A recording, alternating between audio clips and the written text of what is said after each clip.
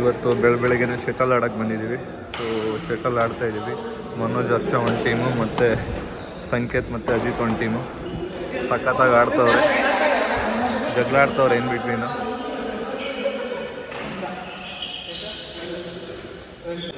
ಇವನೇ ಆದರ್ಶ ಮದುವೆ ಗಂಡು.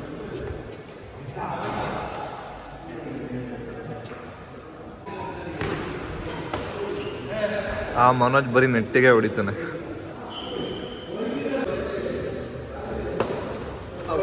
ಔಟ್